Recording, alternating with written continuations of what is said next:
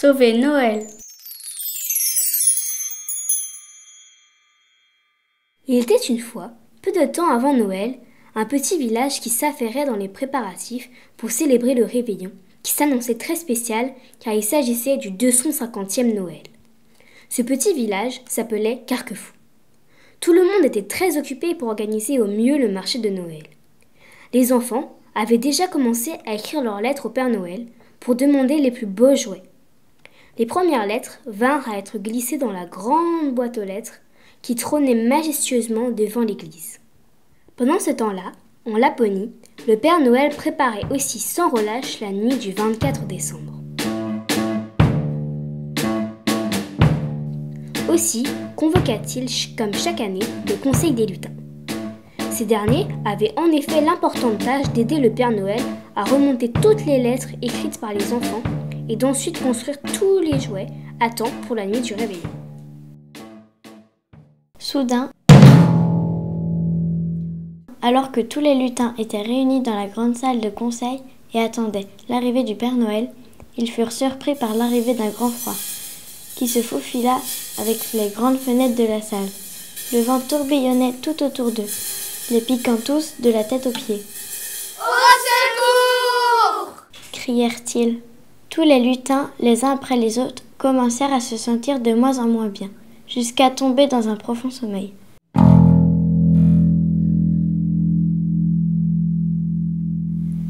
Quelle ne fut pas l'horrible surprise pour le Père Noël de découvrir tous ses amis lutins ainsi évanouis. Il se rapprocha de chacun d'entre eux, tous sans exception, souffraient d'une très forte fièvre, et tous sans exception portaient une feuille de houx sur leur bonnet vert. « Cela ne fait aucun doute, ça ne peut être que lui !» s'exclama le Père Noël. Il parlait de son illustre ennemi, le monstre de houx. Le monstre de houx avait été un jeune enfant, qui n'était pas sage du tout. De ce fait, il n'avait jamais reçu aucun cadeau à Noël. Un jour, il se piqua à un houx maléfique. Le lendemain, sa peau s'était transformée en houx. Chassé du monde, il sombra dans un profond désespoir. Puis la solitude et les années passant, son désespoir se transforma en une colère qui ne put s'éteindre.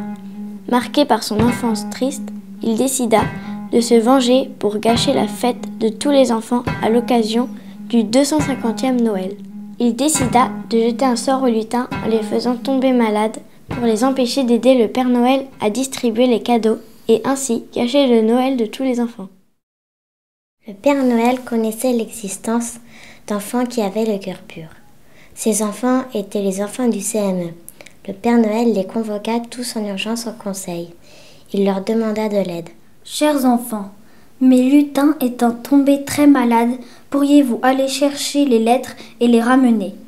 Pendant ce temps, je me chargerai de trouver un remède pour soigner les lutins.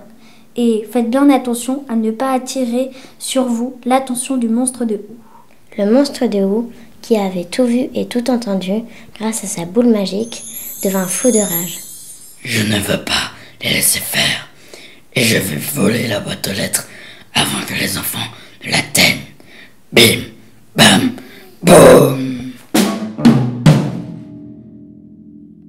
Au terme de leur chemin, les enfants arrivèrent donc à destination et découvrirent que la boîte aux lettres avait disparu. Ils étaient au désespoir. « C'est fichu !» dit un enfant. « Noël n'aura pas lieu !» dit un autre. « Le Père Noël sera tellement déçu !» dit un troisième. D'autres pleuraient, jusqu'à ce que l'un d'entre eux s'exclame. « Tout n'est peut-être pas encore perdu !»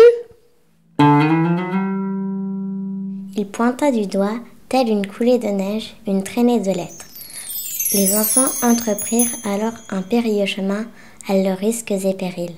Ils marchèrent longtemps, bravant le vent et le froid. Leur chemin les mena au marché de Noël de Carquefou. Devant eux, enfin, la boîte aux lettres. Ils l'avaient retrouvée.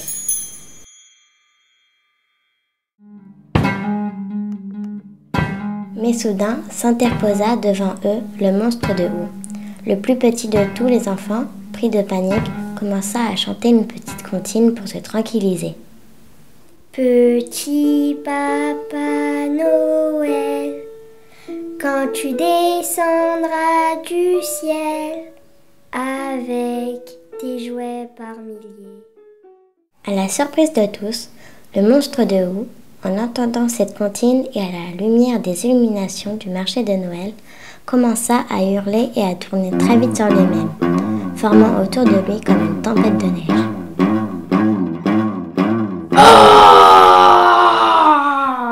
Lorsqu'enfin la tempête s'arrêta, les enfants découvrirent, émerveillés, devant eux, un petit enfant. Le monstre de Houx s'était transformé et était redevenu l'enfant qu'il avait été. Les enfants appelèrent alors le Père Noël qui vint sans tarder. Celui-ci, heureux de découvrir la boîte aux lettres, ajouta : Quelle merveilleuse journée! Vous avez retrouvé la boîte aux lettres et j'ai réussi à soigner les lutins. Il raccompagna le monstre de Houx, redevenu enfant, chez lui et lui offrit un gros paquet de bonbons. Le Père Noël rentra en Laponie avec les enfants et les lettres et leur dit : Merci les enfants.